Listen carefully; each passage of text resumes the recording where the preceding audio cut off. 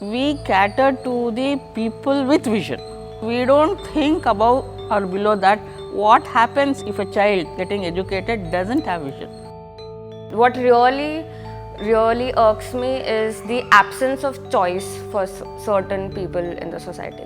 Images and drawings and pictures are important for a sighted child, and it sparks the imagination, and it allows for so much more learning to happen because it's a visual medium, and you almost need no push to make a child engage in a story that's painted in pictures. If none of these visual learning opportunities are available for a child, you can only imagine how much is being missed out in the process.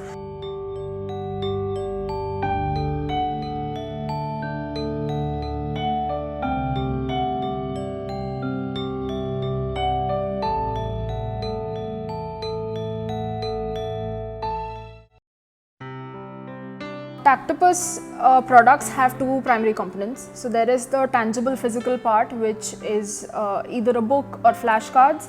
But what makes them interesting is that they don't just have print pictures or text, they have raised images. They have textured shapes and forms.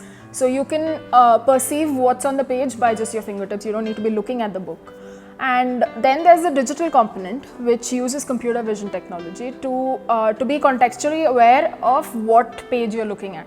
So let's say you're on the page of a frog, then the app knows that you're on the frog page, and then it plays the sound of a croaking frog and then tells you about the frog and goes on with the story. I am a tiger. I am the largest of the cat family. I am very strong and brave. We also have nursery rhymes. So let's say for Itsy Bitsy Spider, there is the shape of the spider on it, and when you put that card in front of the app, then the related song plays. Itsy bitsy spider went up the water spout.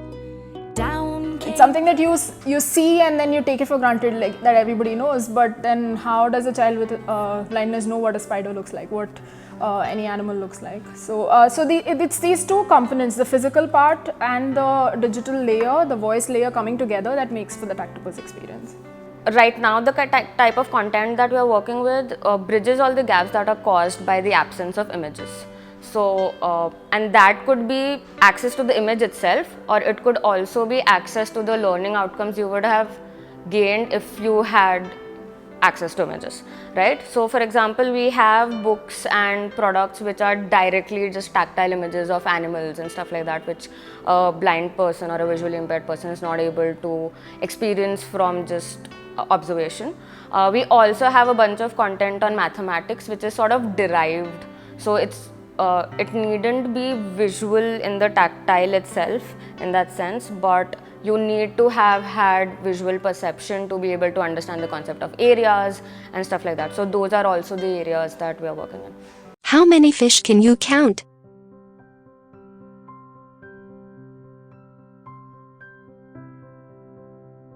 8. Yes, these are 8 fish. The biggest gap is we are not trying to use their other senses. If the child is grass is brown or grass is smooth, grass is bit sharp, that's how I feel it. But then the teacher will give 0 mark, because the teacher has been told to give 1 mark if only the child writes grass is green. So from there onwards we start negating that senses and we try to educate them in the sighted sense. Okay, with this multi-sensory approach, using your touch, using your smell, using, the child is more related to its world. Okay, the more the child experiences with these senses, that is more meaningful to the child. There are 3 key areas that and the 3 key goals that we have. First is access, right? Just make more of the content accessible and made available and be there to exist.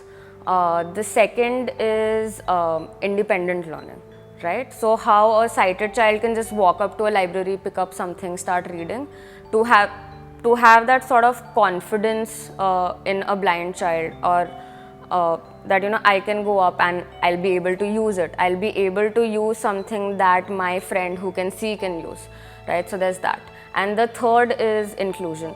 So which stems from this idea of being able to do what my peers are doing, and the definition of peers expanding, that not only the blind child next to me is the peer, but also my neighbor, or my elders, my sibling, all of that. So hence we are creating content that everyone can use. So inclusion is a big sort of thing that we look into.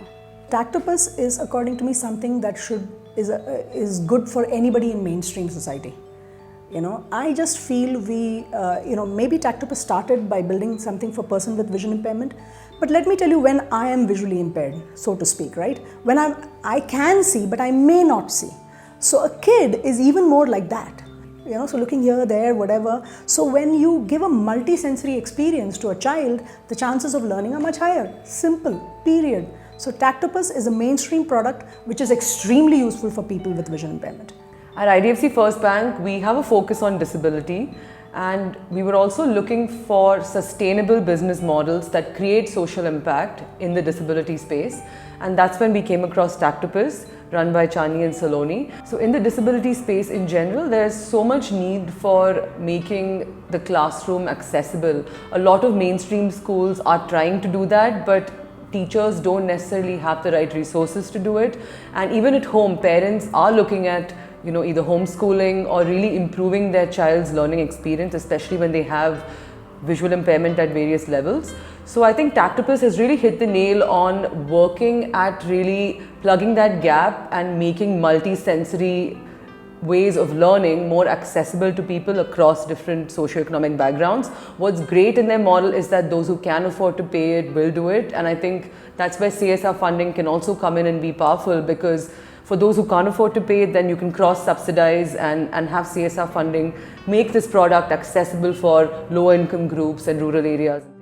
So Social Alpha believes how social enterprises or innovators and entrepreneurs through a sustainable business model can create development. What got us to incubate them is again their passion. They also are strong technically in terms of what they designed. But what also impressed us is their empathy to the users, right? And the fact that they also look at the users not just as beneficiaries but as the rightful customers of their product.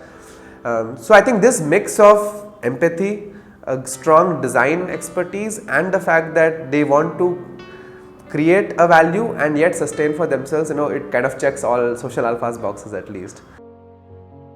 The lack of visual learning is still not the highest on the priority list of an educator.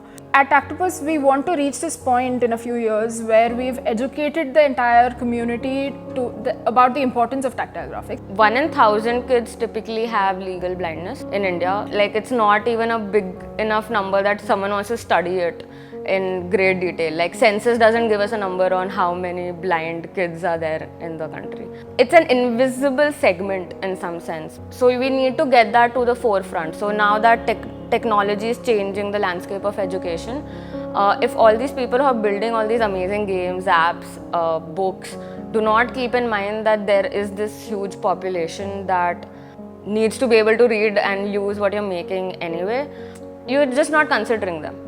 Right? So a part of our job is also to sort of inform everyone that there's something called accessibility. Make whatever you want to make, just ensure that everyone can use it at a level playing field.